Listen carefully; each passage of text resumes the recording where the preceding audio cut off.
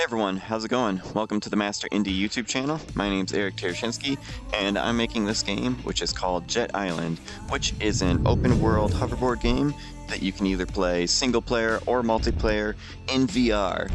So yeah, it's super fun. So I'm going to go ahead and skate around the world and show off what this game is all about. And actually, before I skate around too much, sorry, the camera is actually clipping through the ground a little bit. There we go. No, it's not, because I just went off a jump.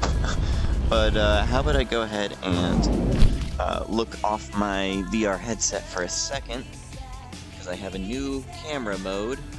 Okay, so I was having trouble finding my keyboard in real life. In the final game, that'll just be an in-game option. It's like in a menu that you can just use floating in front of you. But anyways, so yeah, this is a smoothed out, wide FPS version of the game. I'm going to try to remember to hold my hands in front of me and look down at my board, because if I'm not looking at my hands and my board, it's a little hard to tell what's going on. It sort of just looks like I'm floating around and flying, and it's sort of hard to tell where the hook shots are coming from unless I am actually looking at my hands. But yeah, anyways, this new first-person view is pretty sweet. So yeah, I'm going to be talking in this video about how you can win a beta key for this game, and there's going to be links in the description below to the rules on how to enter for that. Basically, you just got to leave a comment below, but there's going to be more information on that later in this video. So what's new in this game is basically I've done a lot of performance optimization and bug fixes, and now the game runs super smooth. And why don't I go ahead and try to get up this hill and ride the giant boss while I'm playing this game. But yeah, so as you can see in the bottom right hand corner of the screen, I actually am taking a live feed video of the frame rate drop counter, letting you know if you drop any frames in VR, so that you can see how smooth this game is running, even though I have it set to super sampling 1.3 and I'm screen recording 1080p at 60 frames per second. The game is still running just absolutely butter smooth. And so far the beta testers have said that the game also runs completely smooth on a 970, GTX 970, and an i5 CPU.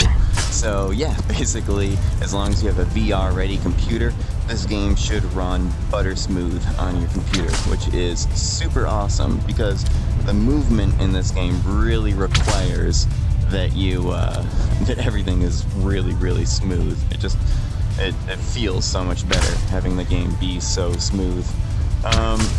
So yeah, and besides the performance optimization, just been doing tons of bug fixes. So thank you so much to all the beta players who have helped me find a whole bunch of bugs. I've got a whole bunch of them fixed, and now there's just a whole lot less weird things happening in the game. So yeah, in just a second, I'm going to talk about some of the frequently asked questions about the giant boss now that I'm riding him. But before I get to that, I want to talk about, whoa, that was some crazy maneuvering. There we go. I want to talk about the beta key giveaway. So, most of the rules are going to be the same as last week. You can either comment on YouTube on this video or on the Reddit post, which I will link in the description below of this video. You can comment on one or the other or both, and it won't increase or decrease your chances of getting a beta key. And the only rules are that you have to say, hey, I want a key, so that I know that you want a key. And the second rule is that you say something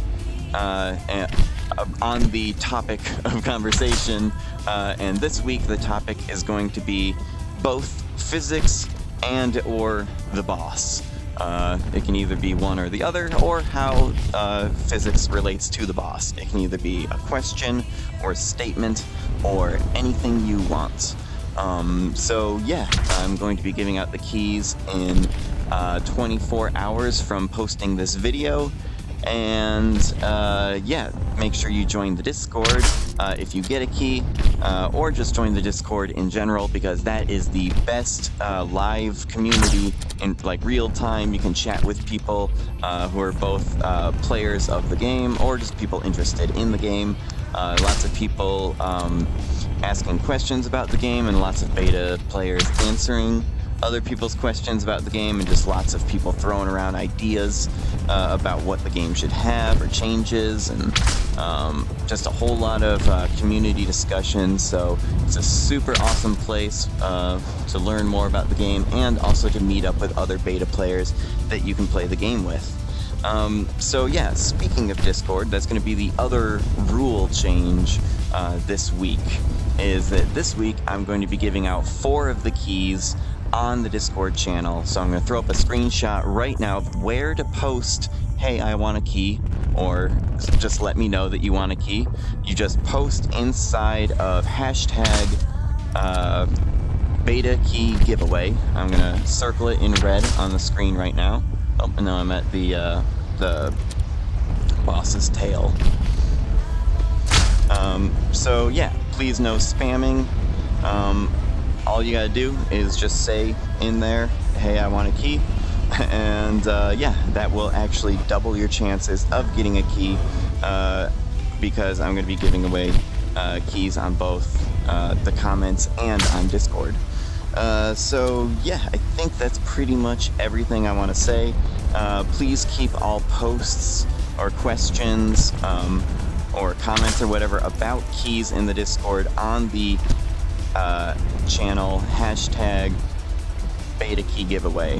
Please don't post about the beta keys in the other categories. Thank you. So yeah, good luck to everybody in the giveaway, and this boss is turning very dramatically. I'm about to fall off into empty space. So yeah, why don't I go ahead and talk about some of the frequently asked questions about the giant boss. I missed that rail. I thought I was going to be able to ride on it. That would have been sweet. I've done that before. Let's get this one. Oh, sort of. Nice. But anyways, some of the frequently asked questions about the boss is, how big is the boss actually? And using real 3D measurements, because VR space is real space, like 1 meter in VR is 1 meter in virtual reality, or yeah, in real life is the same in virtual reality.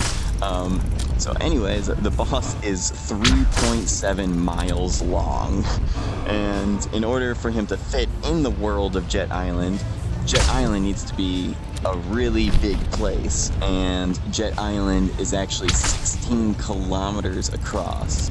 So I'm going to put a little screenshot on the screen right now of what Jet Island looks like when you zoom out. It's basically a floating island in space.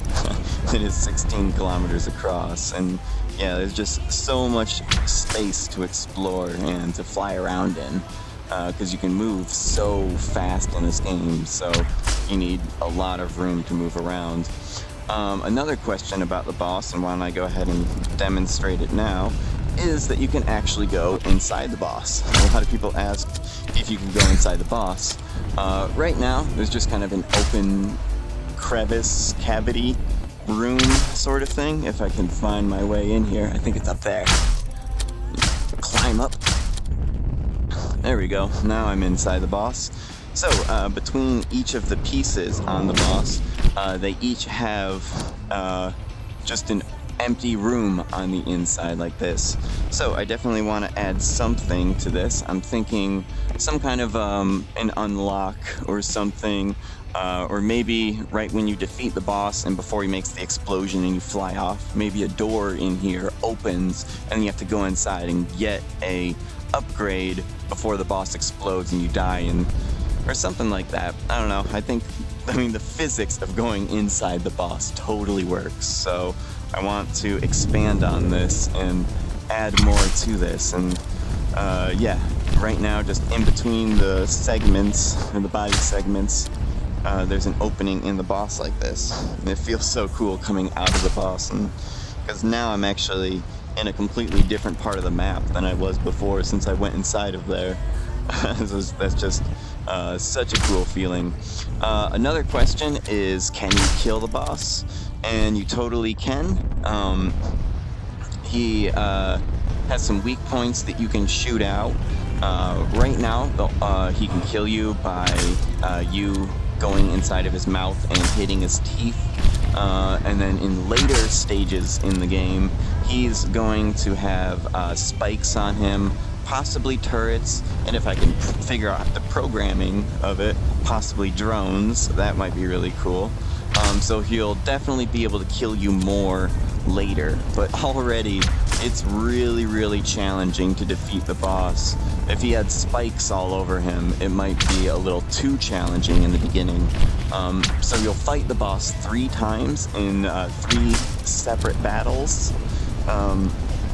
And each time you defeat him, he's going to leave and go to a different spot in the map, or a different area of the map, and then get stronger with more like offensive things that can kill you, and the way that you kill him and the pattern of his weak points will change, and all of that cool stuff.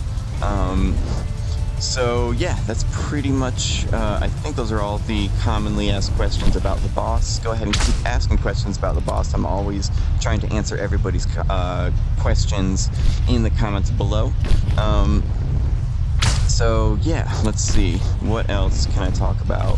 Why don't I go ahead and jump on the ground here and show off a little bit of the new physics of how the jets actually push off of a surface.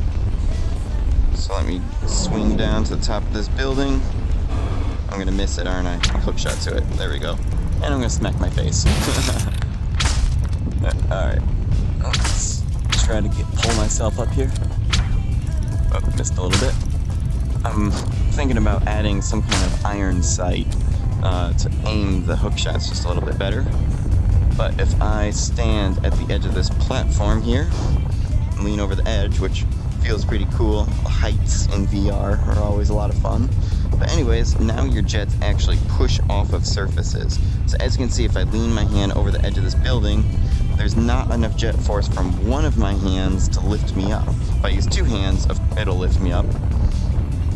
But one hand is not quite enough to lift me up. But if I move my hand over, I actually get extra push up off the top of that building. Oh, let me swing back up there again. Oh, there we go. And I can show you that even the angle, or the distance your hand is from the surface, and even the angle of the surface makes a big difference in how the jets push against your hand and give you extra force.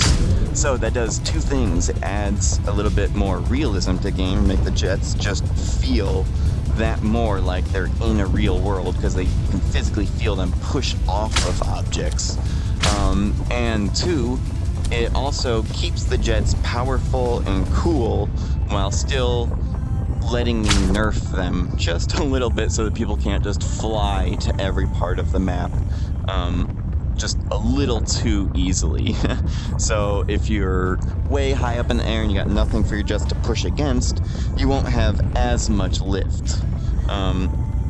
Same thing with the gun in the game, which I didn't show off in this video yet.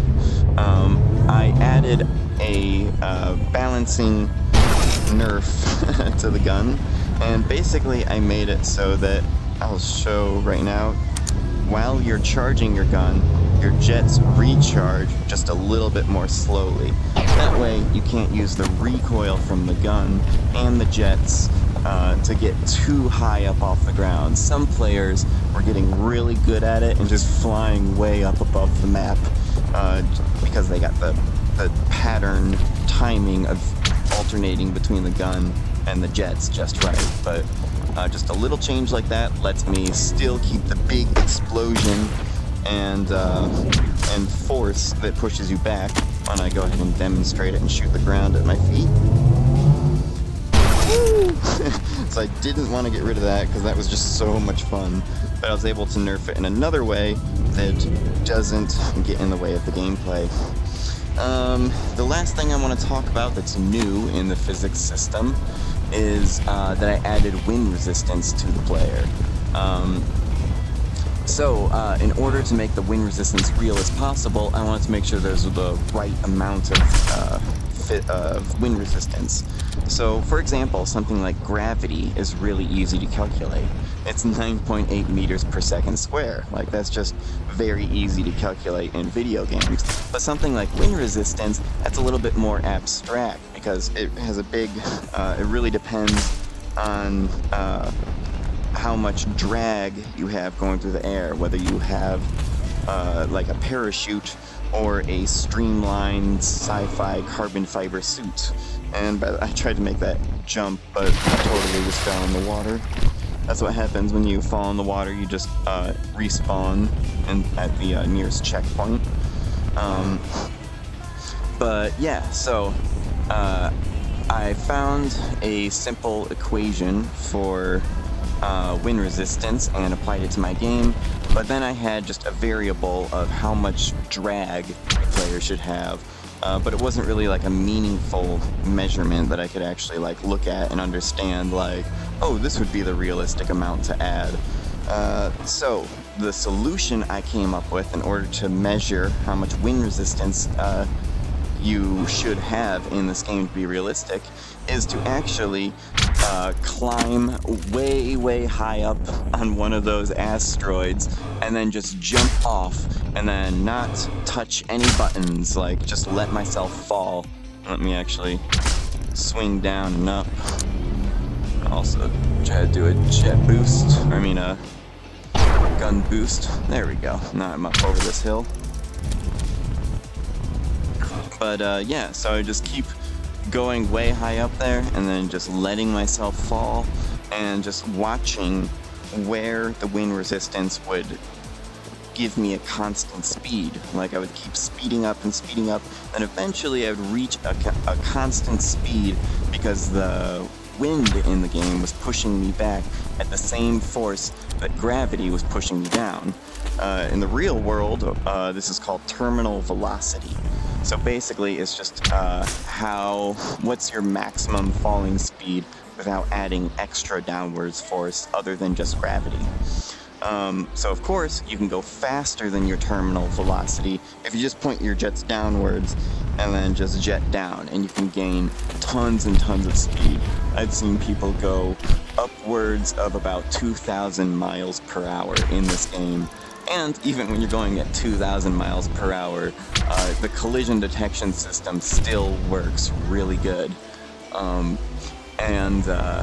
Your average speed in this game is, like, I'd say fast is about 300 miles per hour, but you can totally go faster in this game. But anyways, so I set the terminal velocity in this game to about 400 miles per hour, because the world record skydiving speed is 300 miles per hour. So I figured with these sci-fi carbon fiber speed suits that the characters wear, that would be a realistic amount. And also it was just an amount of wind resistance that felt good in the game and still kept the gameplay feeling really natural. And the wind resistance just made it feel just a little bit more real without getting in the way of the gameplay. So yeah, in this game, if you just jump off of one of those super high up asteroids and just fall, you will fall at a maximum of 400 miles per hour until you point your jets downward and make yourself jet even faster, and then you can get up into like 1,000 miles per hour or even faster. Like, there's just really no limits to how fast you can move in this game. So that's one thing I want to make really clear, is that your terminal velocity is not your maximum speed. There is no maximum speed in this game. So yeah, I guess that's pretty much everything that I wanted to talk about. yeah, there's like a whole bunch of things in this game that I didn't talk about because there's just, the world is so huge and there's so much to do, and yeah, it's just so awesome playing this game both in multiplayer and in single player. So yeah, if you have any questions about the game, go ahead and comment below. And also good luck in the beta key giveaway. Once again, all the rules for that will be in the description below.